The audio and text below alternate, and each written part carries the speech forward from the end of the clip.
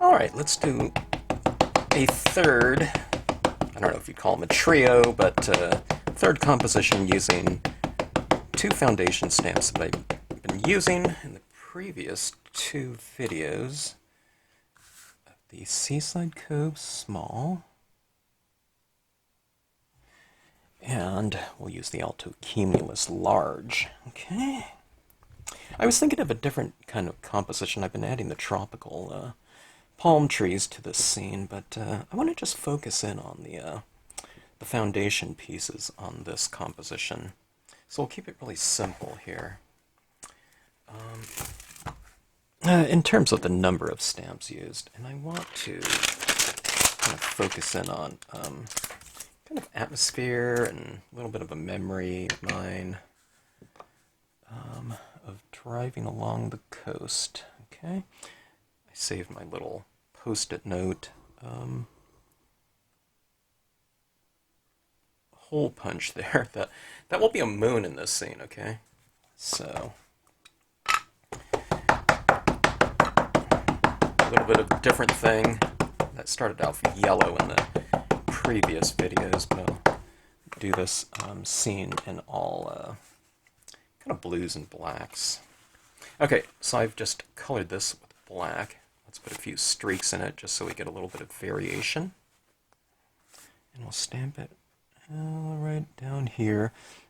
I don't want to go into the Seaside Cove, but you know, you can go down pretty far, you know, and put it right next to the cove if you want on the horizon there. But there's where that variation comes in. I just put a streak across there and like that. So it, you know, it just stamps out a little bit different.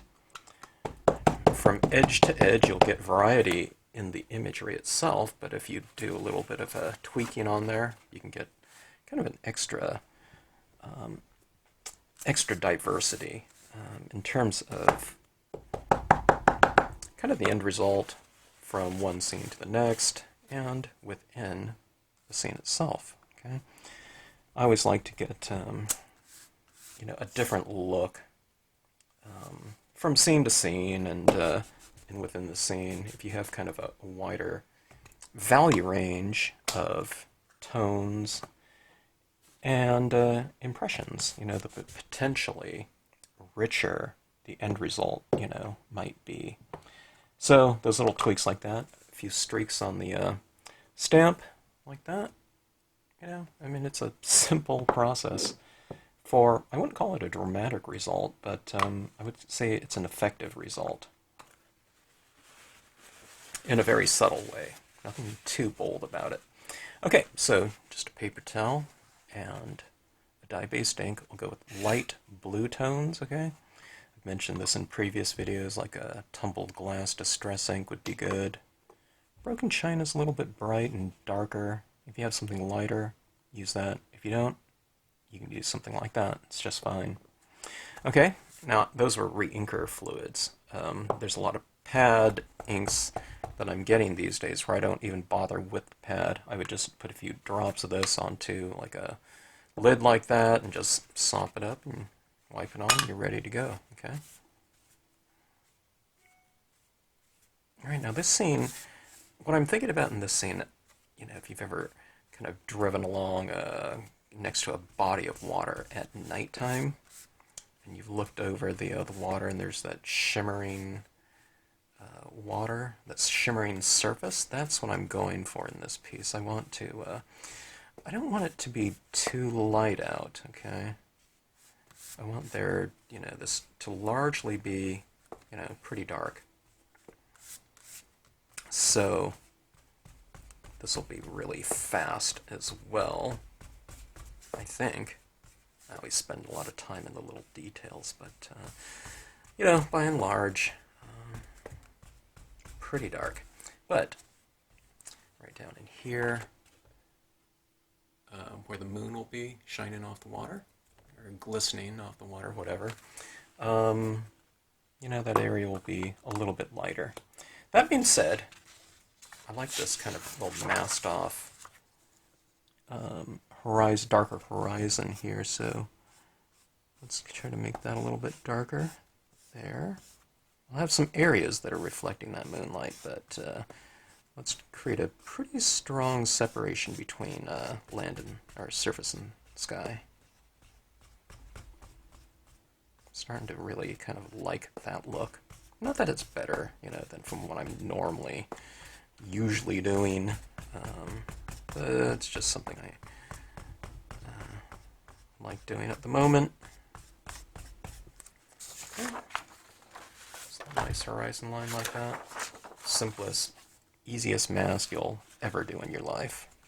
Just grab a piece of paper and just lay it down right there.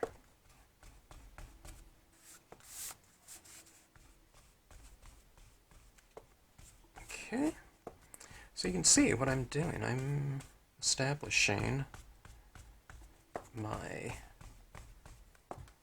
light source. Well, this one it's easy with the post-it note there covering up that little area. And the reflected light down here, I just don't color it in, you know? I put a little bit of tone into it, but not too much, okay? I leave some areas light down there, okay? All right.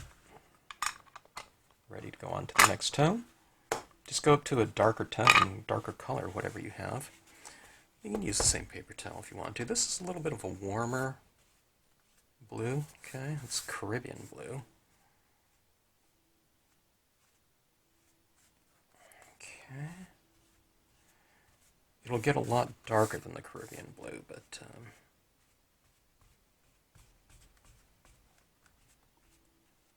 this Caribbean blue will provide a nice foundation, as will the previous colors. Anything that you lay over another color, when you're talking about transparent colors, the colors underneath will always influence the end result. So don't see kind of your base layer coats, the first coats, even if they're very light, don't see them as kind of just something to race through and get through to the darker tones. Those are the most important things. It's like, I don't know, you wouldn't want, you know, to rush a child into high school, you know, before it kind of got through elementary school and middle school and all that, right? We want them fully developed, okay? And the foundation that you lay down is going to influence the end result, okay?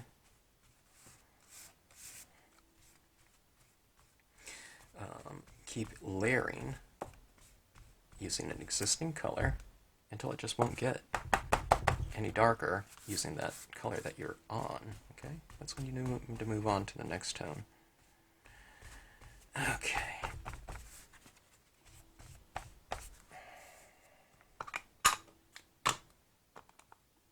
I don't know, speaking of those distress inks, let's use that technique right here, okay? Since being that I talked about it. Just a few drops right there, like so.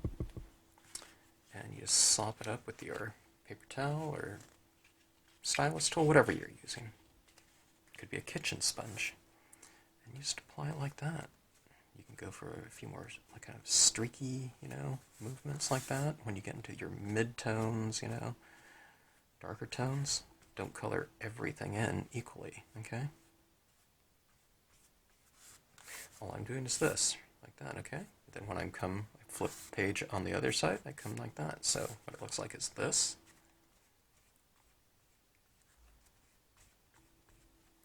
Then you flip it on the other end, come out like this.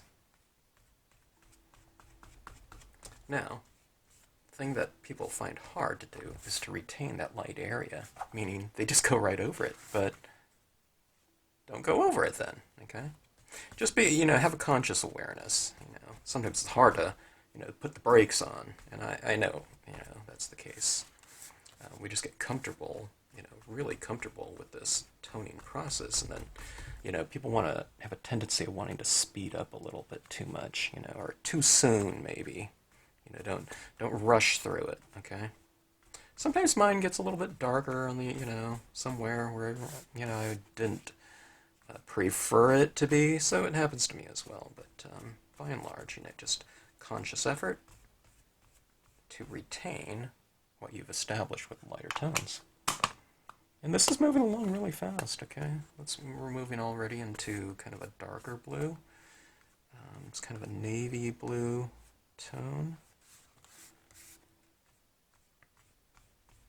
Okay, now I want to use a lot of black on here, so I'm going to come into this a little bit farther into the scene, okay? I want this to look real dark.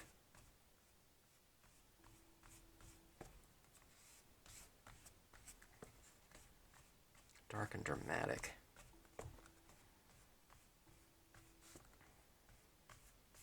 I've been doing these, if you haven't seen the previous two videos, the previous two have been more kind of like sunset on the verge of twilight hours with warm tones on the horizon, bright reds, pinks. Okay, let's see, I can go a little bit darker here with Prussian blue. Look at that, Prussian blue.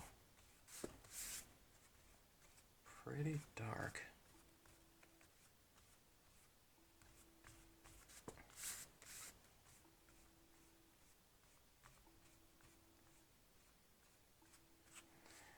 Okay. Easy masking.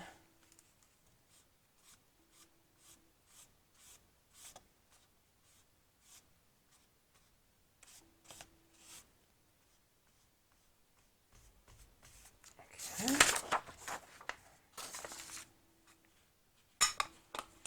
And let's go to black.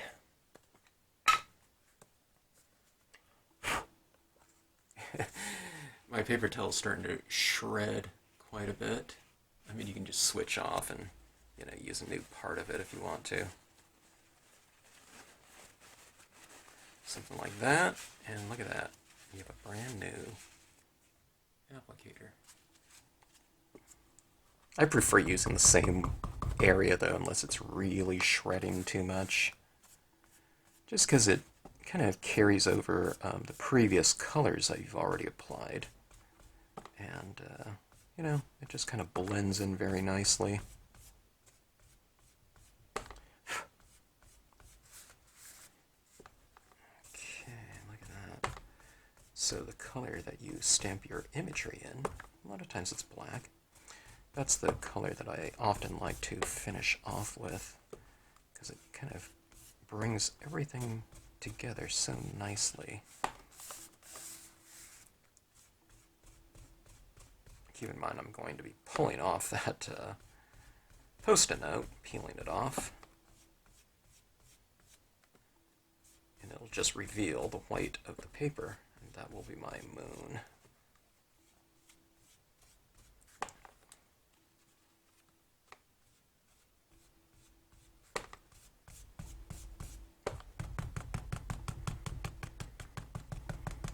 Kind of dabbing will apply more ink. It'll kind of build it up. Sometimes when you're wiping like that, you're kind of wiping off some ink by the time you get a lot of buildup on there. So sometimes you do this and it'll put little beads of ink. It'll build them up on the surface there, and thus get it nice and dark and dramatic.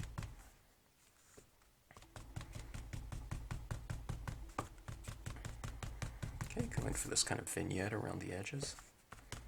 But do you see that kind of glow happening in there?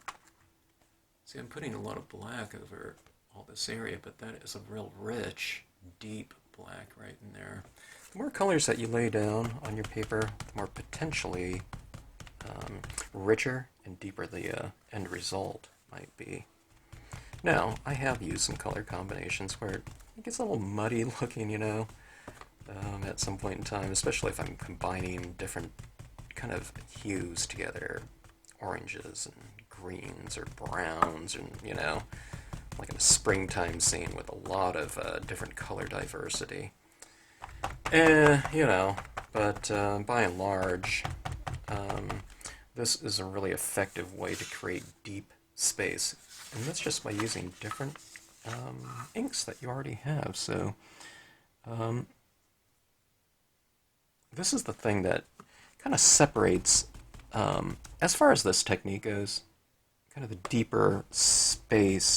deeper looking spaces. Not that I want that in every scene, like if I'm doing a colored pencil or pastels or something like that, or using the hybridings, say for example, I love kind of a softer, kind of more surface, type of look.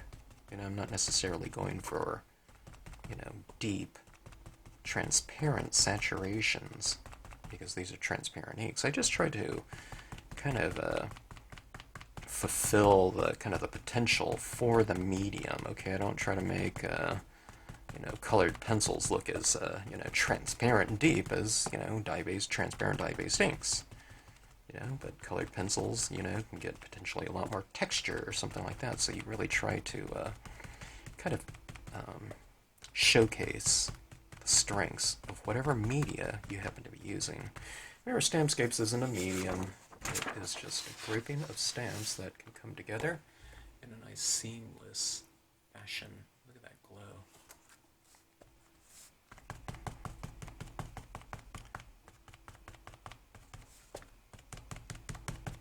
Now this is where I really like using stylus tools.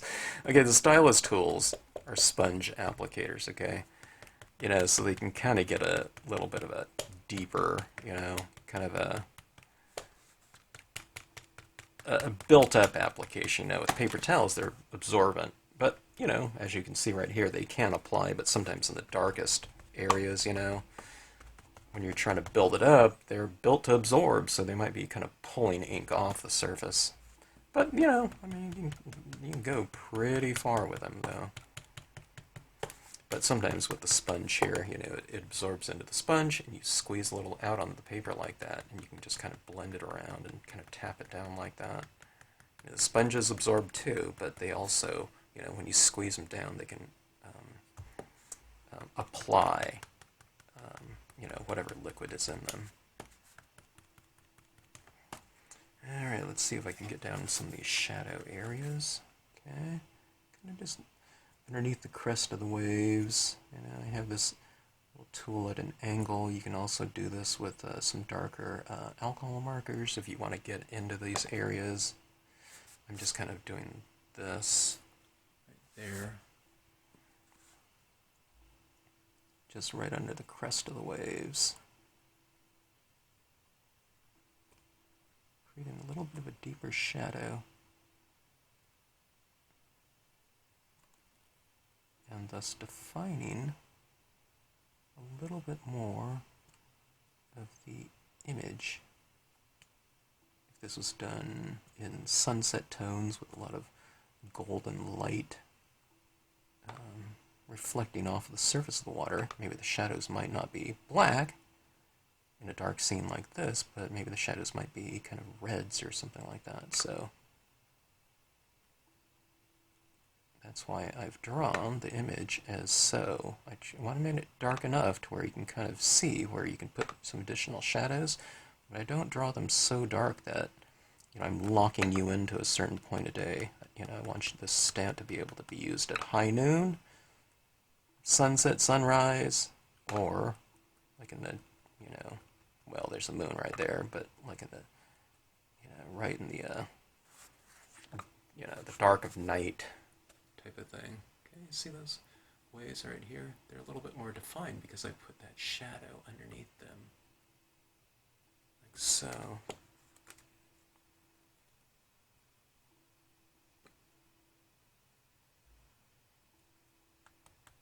Oh yeah, one of the things I really liked doing was the torn paper towel technique. Look at that. There's the paper towel still. I think I better start off with another section though.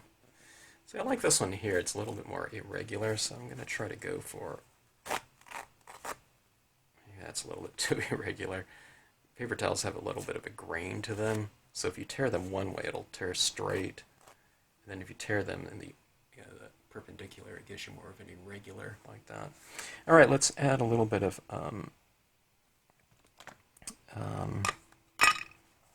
texture, some masking texture. Okay, so I'm going to go about like so.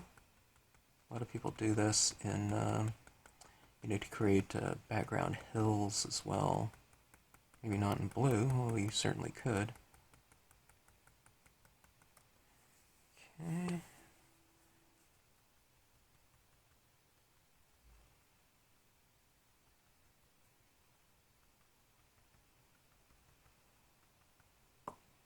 I'm using the Prussian blue here. You can use black though, or something like that. It depends on how dark your area is down there.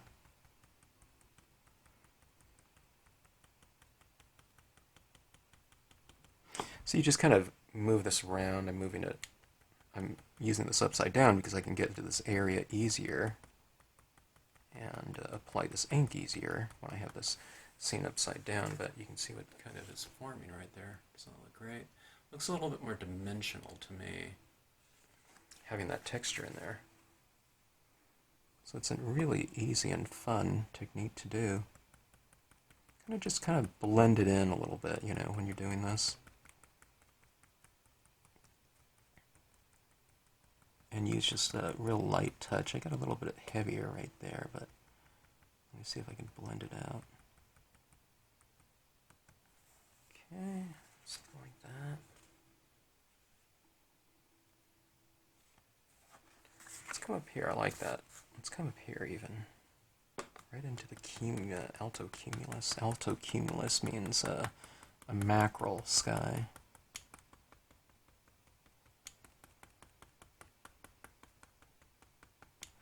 Let's go for a little bit of black in this darker area.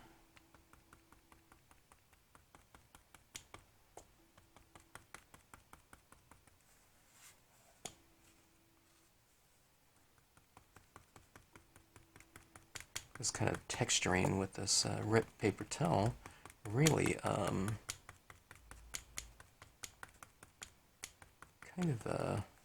harmonizes really well with that with the Altocumulus image, doesn't it? But doesn't it look like so much more deep in terms of the textures and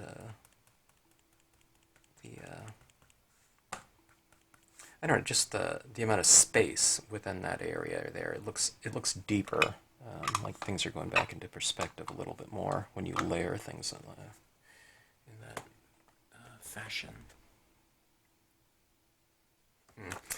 All right, so it's kind of evocative. I really like that kind of look right there. I might have to add something more to this scene. All right, so there's my moon. I just peeled off that little, Post-it note. See, I'm saving my Post-it notes just on a pad that I use all the time, so like my black Versafine pad, you can keep those little moons on there so you don't lose them. I mean, it's easy to take a hole punch with a Post-it note, but, I don't know. Might as well keep reusing them as long as they're working. Okay, let's see. Let's take a look at some of this pigment ink here. That moon looks, looks pretty good as is. It's pretty soft around there, but I think I want to add a little bit more kind of glowing softness around it. And I'll do that with the pigment ink. This one's the Hero Arts one. Okay, Unicorn.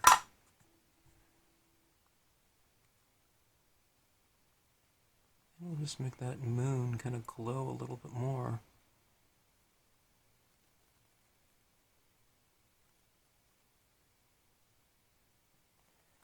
Okay. And right around these clouds here, we can kind of have them glowing in the moonlight. They're kind of bottom lit with that moon underneath them, so on the bottom sides of some of these clouds I'll put a little bit of pigment ink built up on there. You don't want a big slathering of it, of course. So just kind of dry tap it on there. I'm talking about, like 15 taps before it kind of shows up. When you do it that way, there's a lot of control over it, and there's less chance of these unexpected, undesirable applications. But even if it is undesirable, all you do is just kind of wipe it right off, and it'll wipe right off. Okay, it doesn't dry so fast. That being said, don't use the Brilliance one. Brilliance dries really fast. That's what it's supposed to, though. They made it so it dries on glossy or whatever, very quickly. Okay, so there's some highlights on that moon, or on the clouds like that. Alright, I need something down in here, I think. I think that warrants something. Maybe I'll put some sort of reeds or something like this in the foreground, and just I think a little canoeist or something out there. Kayaker, maybe. Okay, we have our little kayaker here. It seemed like the scene, I like it as is, but I thought it'd be pretty dramatic with a little referencing focal point. You know, when you put a person in the scene, or animal, or whatever, you add kind of a sense of scale to the location, distance, everything. It tends to be a focal point of the scene.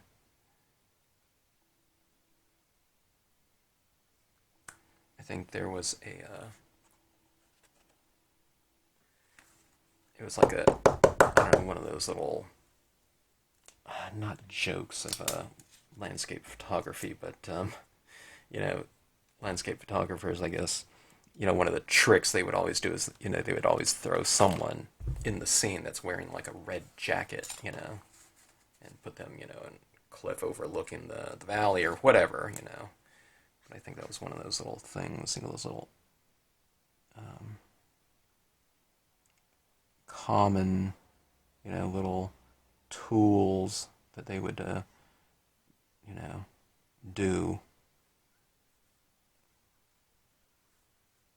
Cliches, and that's what I'm looking for, that word. Okay, so I'm adding a little shadow to that canoeist. You want them to be casting a shadow. This is just an alcohol marker. Alcohol markers. You want them casting a shadow and to be, you know, somewhat opaque. Now this is black. That's going to be way too dark, but I'll just put a little bit down there like so. And because alcohol markers, at least on glossy paper, they kind of go back into solution, what I'm going to do is I'm going to blend that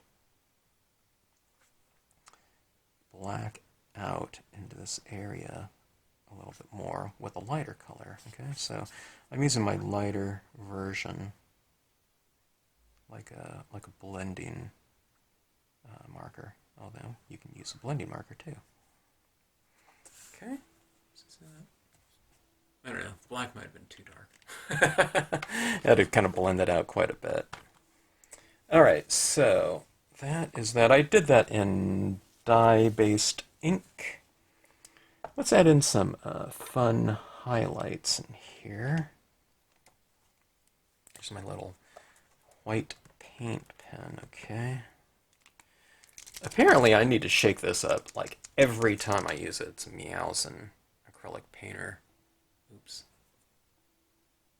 Okay, I don't know if that's going to focus. Marks on anything acrylic-based. A little bit different than gel pens. Gel pens you can wipe right off if you put it somewhere you didn't like. This paint pen is... once it sets up, it's on there pretty good. And I almost forgot about that in the last scene. I kind of wiped something off. I thought, oh, that's not coming off as, you know, as easy as I thought. Because I was thinking I was using the gel pen, but, you know, I was using the paint pen. That being said, it's still, you know, reasonably forgiving. You know, you have a little bit of time to wipe it off if you get something on that you absolutely don't like. But when you're doing dot by dot, you know, it's not like, you know, it's like you're not going to put a dot down and say, oh my gosh, I messed up, I ruined the scene or something. So just, you know, periodically hold it out at arm's distance, take a look, see what those little dots are looking like, you know. They kind of stand out a little bit more when you're close up like that. You know, from the distance, you viewing distance of the card. You want to see how they're influencing the overall,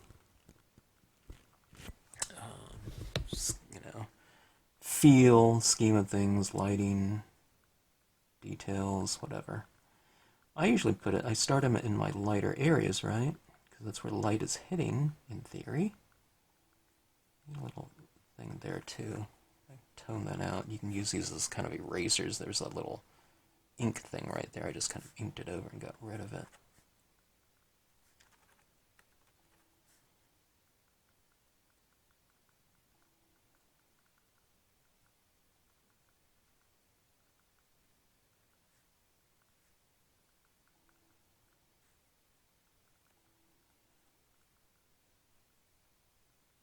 So I'm kind of doing these horizontal, not striations, I don't know, horizontal wave embellishments, I guess you'd say. It creates a little bit of a shimmer like that. It's lighter right here. See how I put more of a concentration of them over here, and then as it moves out like this in the darkness, there's less and less, so I kind of space them out and taper it off. Okay.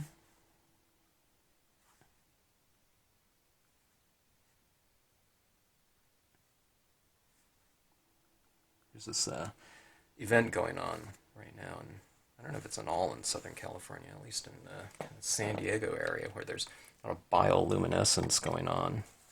There's little microorganisms in the ocean, and creating this kind of glowing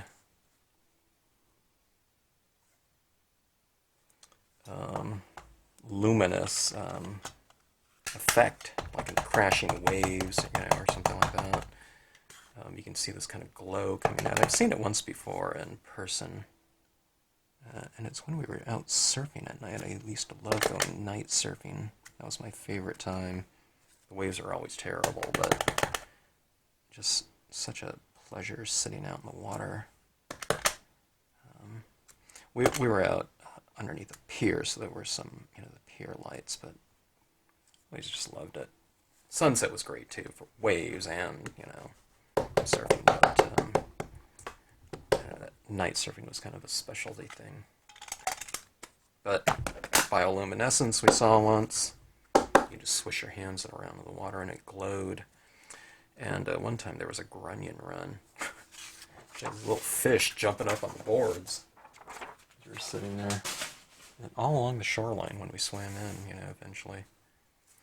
Alright, so anyways, pretty quick scene. I really like it, though, in terms of the overall look. Really quite simple. What do we have here? We have 1, 2, 3, and 4 designs, in this piece. The moon was just created with your post-it note hole punch, not resist, but mask. And, I don't know, just an overall really effective, kind of moody piece, okay? Creates a nice mood, I think. And quite simple, definitely, in terms of the color scheme. Blues and blacks, or black. Let me get this. Curl this over. I always tell people to get 12-point paper instead of 10-point. I have a lot of 10-point, but it's just to curl on me a little bit. No big deal. I can just counter curl, bend it like that. But anyway, fun stuff. Thanks so much for watching. Hope you enjoyed it. And if you have any questions, drop me a note in the comment section. I like that little underside of that paper towel masking. Paper towel masking and that Cloud Altocumulus really work really well together. Kind of reiterates what's going on down here with the different transitions of kind of dark and light throughout the waves right here. Then you have the darks and lights up here, kind of reiterating that same type of thing going on down here. Those almost do look like little crests of waves, if you flipped it over. And if this was a little bit lighter, I'd have those tops of the waves light just like that. So continuity in terms of sky and surface there. Okay, thanks again for watching. If you like this video, hope you hit the like button.